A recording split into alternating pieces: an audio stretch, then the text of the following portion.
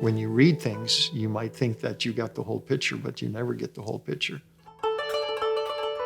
There's going to be different versions of what people see and what they hear and what they learn. There's the face value of history, but I like the behind the scenes story. It's like, this is what happened after this.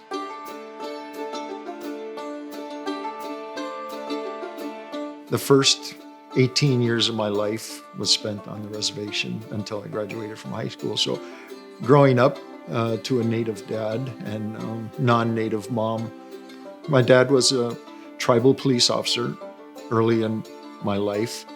And with my mom, she was kind of a no-nonsense mom. And because she grew up having it tough, but she didn't want to hear any excuses. I loved sports.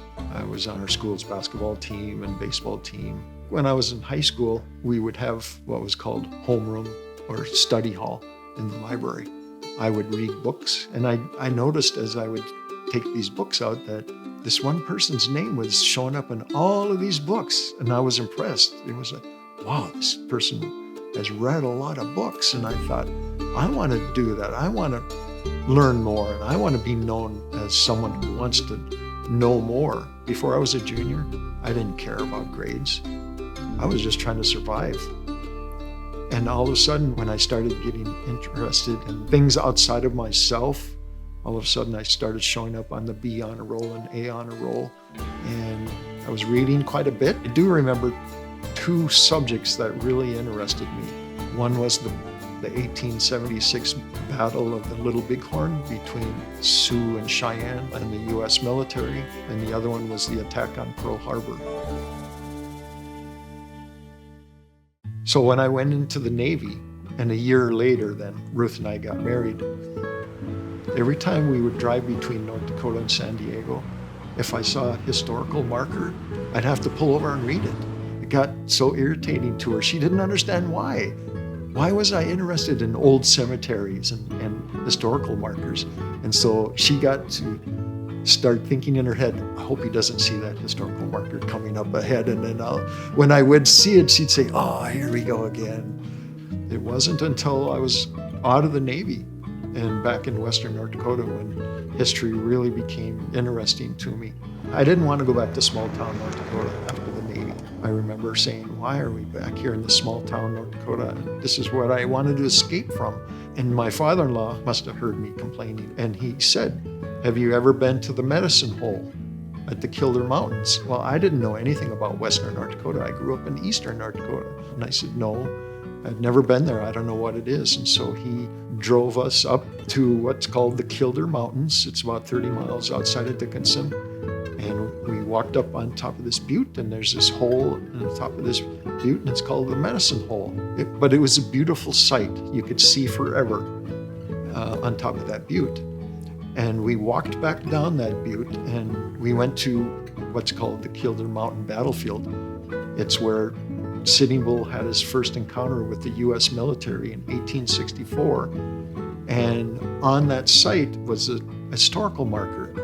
And when I saw the name Sitting Bull, it was at that point where I wanted to learn as much as I could about what happened at that site. It was like I couldn't read enough about what happened there. And that got me started down the road to learn more. And there was so much where those discoveries, those history discoveries would lead to more things, to more people. I just couldn't get enough of it. When I started doing research, because of what I learned in Kilder Mountain Battlefield, I was doing some research on a wagon that George Custer left behind in the Badlands on his way to the Little Bighorn, and where he was killed along with hundreds more. And this is the remnant of the wagon that I saw in the storage area in Medora, North Dakota. And when I took that information and that picture to the paper, they put it on the front page of the paper with my picture. And that got me some recognition, and people started hiring me to speak, whether it was to a private or public organization or to classrooms or things like that. So that was a fun time. Schools would hire me to take their students out to different sites. I'd give guided tours. many others through the Badlands and followed the Custer Trail through the Badlands on his way to the Little Bighorn.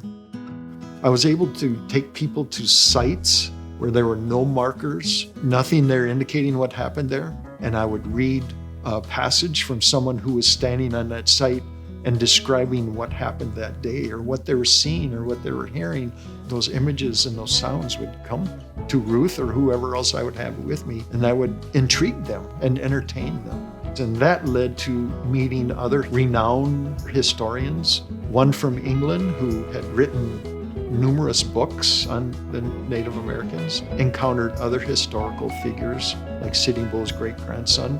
We were both hired to speak about Sitting Bull's activities in the Badlands. I've loved that aspect of history, meeting people, sharing our love of history together, and sharing what we've done in our life. History is kind of a niche. You find a certain amount of people who enjoy hearing it and learning about things. And I love to share with people who enjoy hearing it.